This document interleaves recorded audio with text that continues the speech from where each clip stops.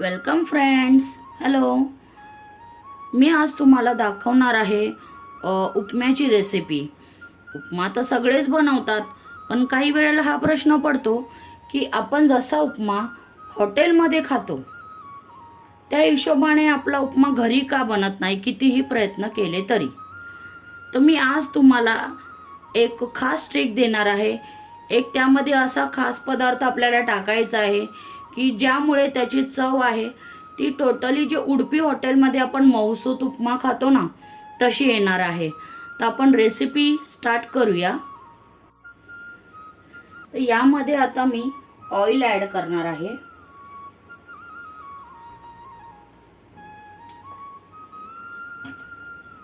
यानंतर आपण तेल गरम करूया.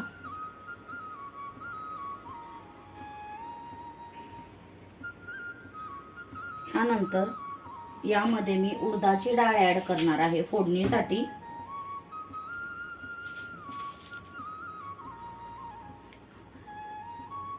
एवढी डाळ पुरेशी आहे ही फोडणीमध्ये आपल्याला टाकायची.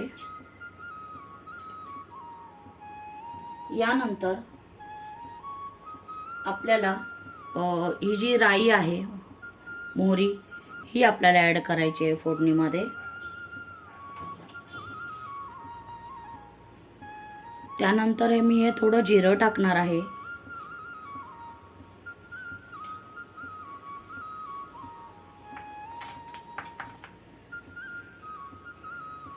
तुम्ही बघू शकता आता हे छान तडतडतंय. आता यामध्ये मी करी लिव्ह म्हणजे कढीपत्ता ॲड करणार आहे. त्यानंतर मी 2 मिरच्या कापून घेतल्या आहेत त्या मी ॲड करणार आहे.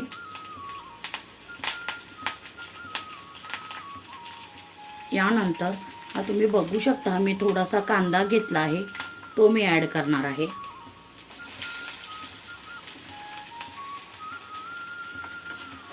याला आपण परतून घ्यायचं आहे छान.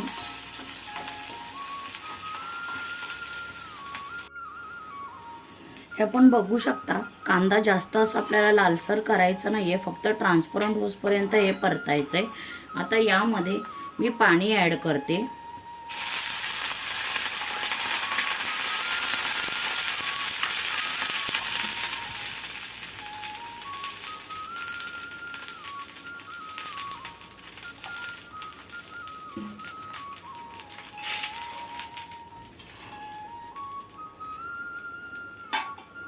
आता आपण पाणी ॲड केलेलं आहे. आता यामध्ये आपल्याला चवीनुसार मीठ घालायचं आहे.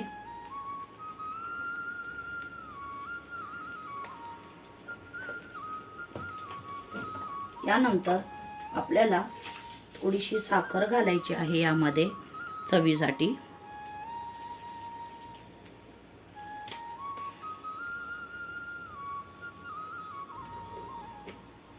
आता ह्याला आपण उकळी यायची वाट बघूया.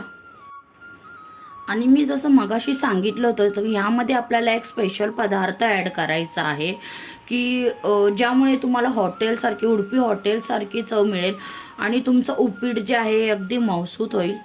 तर तो पदार्थ आहे दूध. आपल्याला यामध्ये थोडंसं दूध ॲड करायचं आहे.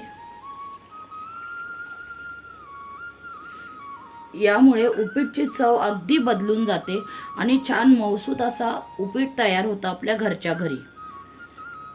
आता मी थोडीशी कोथिंबीर टाकते याच्यावर.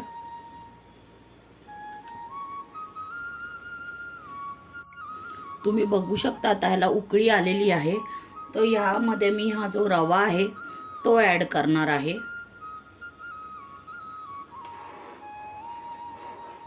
कंटिन्यू हलवायचं आहे आपल्याला हे मिश्रण, नाहीतर याच्या गाठी होऊ शकतात.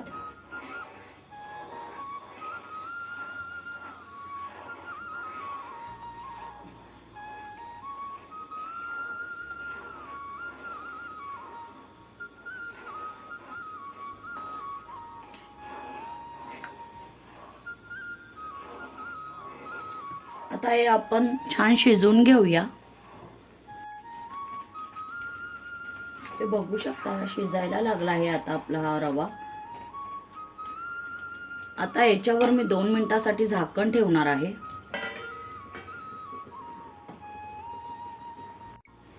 तुम्ही बघू शकता आता 2 मिनटं झाले, ते झाकण आपल्याला काढून घ्यायचं आहे.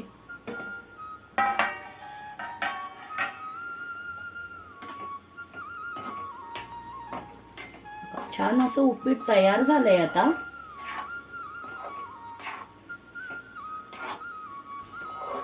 हे उपीट तुम्ही जी खोबऱ्याची चटणी येते ना, आपण इडली किंवा डोशा बरोबर खातो त्याच्याबरोबरही सर्व करू शकता. ह्यामध्ये तुम्ही तळलेले शेंगदाणेही ॲड करू शकता. ह्यामध्ये तुम्ही तळलेले शेंगदाणेही ॲड करू शकता. हे तुमच्या इच्छेवर आहे. हे बघू शकता आपलं मऊसूत असं उपीट छान तयार झालंय. आता ह्याला मी डिशमध्ये काढून घेते. आता तुम्ही बघू शकता हे जे उपीट आहे मी छान असं सर्व करून घेतलेलं आहे. दिसतंय ना अगदी उडपी हॉटेलमध्ये तयार झाल्यासारखं मऊसूत. हे नक्की ट्राय करा, परफेक्ट रेसिपी बनते. Thank you for watching.